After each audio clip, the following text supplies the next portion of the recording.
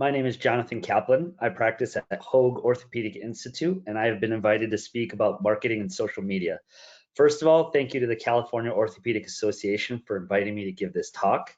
Here are my disclosures. I do some consulting for industry, but in the social media realm, I am one of the founders of an online orthopedic mentorship called OrthoMentor, and I collaborate with the AAOS with an online blog.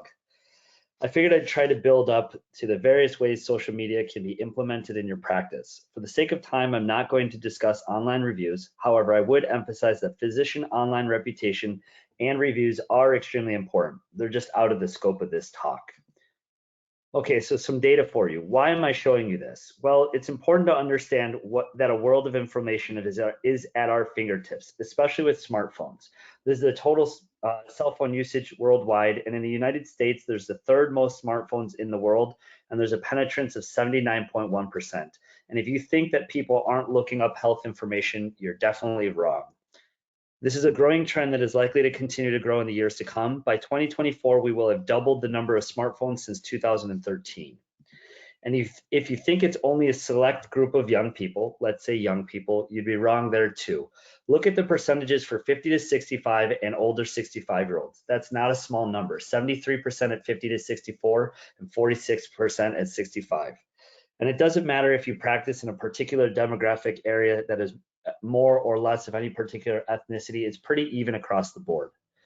For those of you wondering how it would help with generating income in your practice, notice how the number of smartphones goes up with annual income. So if there's a certain payer mix you'd like to target, you better believe that they have access to social media and other modalities. This slide's a bit busy, so I won't go into the exact details, but Facebook seems to dominate. But the truth is, you can do a deep dive to find your target audience. That's why I included this slide here, is to show that there is data out there. For example, let's say you are a pediatric sports surgeon. Well, maybe you'd like to spend your time over a few platforms like Facebook, Instagram, and Twitter, where you can really target this demographic.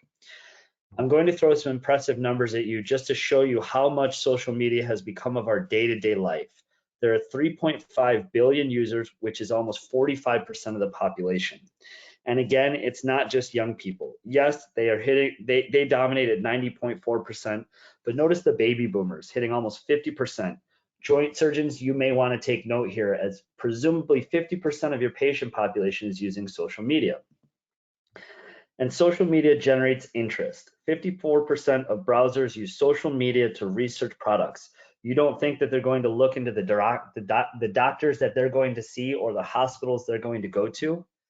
On top of this, 73% of marketers, who are the experts at tracking these things, believe it has an effect on businesses.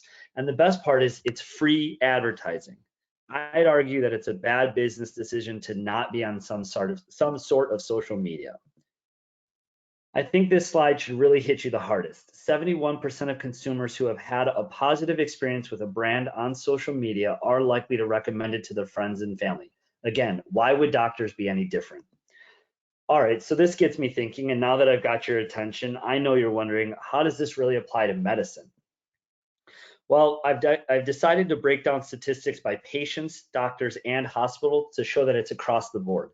Let's start with patients. Studies have found that more than 40% of consumers say that information found via social media affects the way that they deal with their health.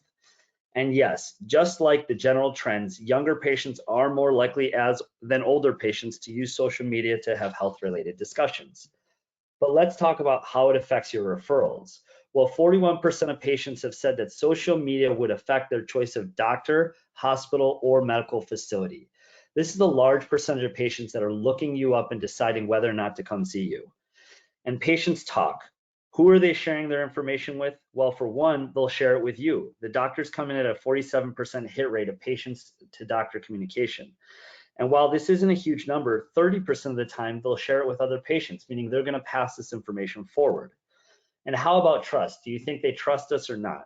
Well, this statistic makes me feel better since we come in first, as 60% of social media users are more likely to trust posts and other modalities from activity by doctors over any other group. I'd also like to point out that there's lower trust in health insurance companies and alternative healthcare settings. So the point is while you're going to see these other things on there, their patients are really going to trust you more than any other health specialist. Now, what about the doctors? Patients aren't the only ones benefiting from social media. There's an abundance of usage for doctors, as well as 31% of healthcare professionals use social media for some sort of professional networking. And 60% of doctors say that social media actively improves the quality of care delivered to the patients. That means that 60% of doctors are learning things online, getting information, getting input that then they can inject into their own practices. And I'd say my experience is very similar to this. We can use this not only to connect with other physicians, but we can also educate ourselves and educate others. On top of this, a large percentage of physicians will use it for professional purposes, going even as far as to get input on challenging cases. And before you say that this is a problem that patients wouldn't like, what if they find out that we're discussing cases, of course, within HIPAA rules, you'd think that maybe they wouldn't like it, but that's not true. 54% of consumers feel comfortable or very comfortable with doctors going to online physician communities for advice related to their health situation. I'll talk a little bit more on HIPAA, but if you're going to consider doing it, obviously make sure you're following HIPAA rules. But the point is that you can actually help figure out ways to treat your patients. And on to hospitals. They're using it too. Over 1,500 hospitals have some sort of social media presence. This is how it distributes across the board. Again, Facebook tends to be the highest usage. The majority of them do rely on Facebook. However, all users seem to dominate, including Twitter, Facebook, YouTube. There's even a high percentage that are blogging. And Instagram isn't shown here, but a lot of hospitals will have an Instagram page as well. Okay, so enough about statistics that are important to try to entice you into using it. I'd like to talk on how I use it. Well, for me, it's about balance. I wanted to be able to use it to network with physicians, whether through peers such as this event here. This is something that I co-sponsored with another orthopedic surgeon up in Portland, and it was really to encourage other orthopedic surgeons to involve and be inclusive and really bring awareness to the community. I wanted to use it to network with hospitals, both my own and other hospitals. Here's a good example of me giving a talk on arthritis that my hospital posted onto their webpage. This is going to reach all of their followers, many of which are patients who have never seen me, but may end up coming to see me in practice. So this is going to be a direct referral source for you. Also, I wanted to use it for education. I wanted to use it to allow myself to educate others, as is the case here. It's an interesting case that I had done, a common perineal nerve release, which is not very common, and you get a lot of interaction with other doctors. And I wanted to use it to learn from others. I'm constantly looking at other orthopedic surgeons' platforms and learning about cases that they're doing and techniques they're implementing and other modalities. Also, for me, it was a big factor for patient connectivity. I did get permission from this patient to include this, and I did blind their information, but this is a patient who reached out to me directly, someone who I had already operated on. This person knew me well. They had another injury to the other side of their body, and they wanted to reach out to me to find out how they could get in and what they could do. And yes, I understand that some of you may not want this direct connectivity with patients, but just because I'm doing it doesn't mean that you have to. The nice thing about this is you get to decide how much or how little you make yourself available.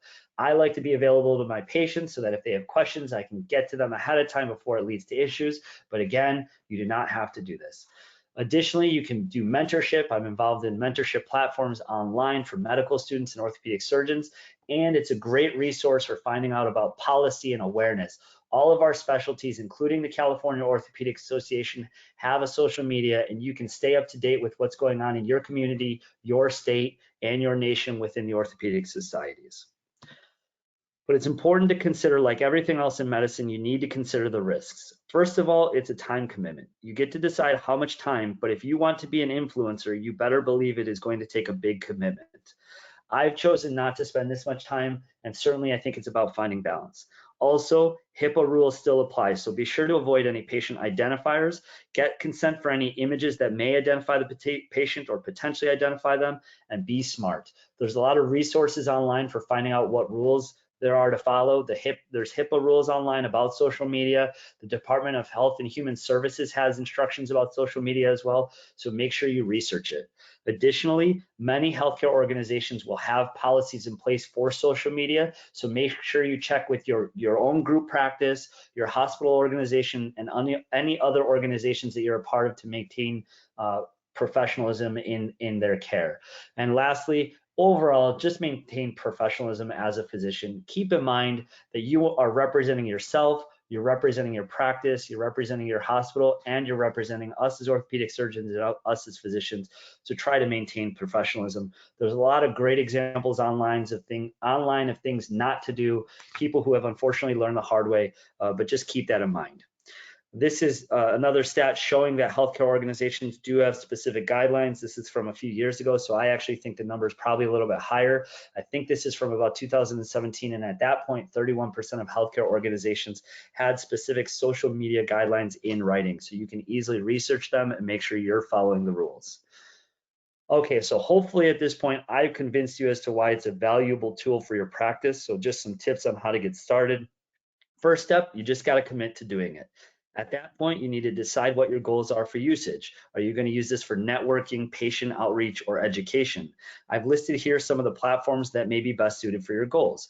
If you're looking for networking platforms, LinkedIn, Doximity, and Twitter may be best. For patient outreach, Facebook, TikTok, and Instagram are great. If you're wondering what TikTok is, well, it's one of the fastest growing social media platforms that feature short videos that you can edit and you can add text.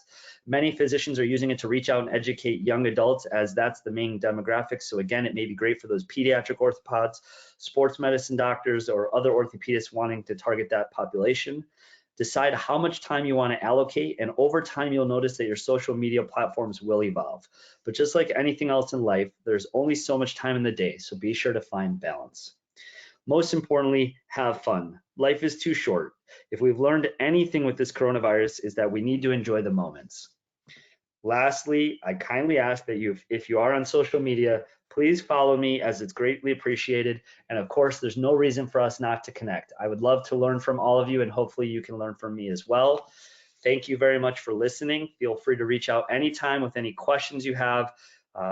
Again, hope everyone is safe and healthy in coronavirus. We will get through this. And if anything, take this time to jump on social media. Thanks.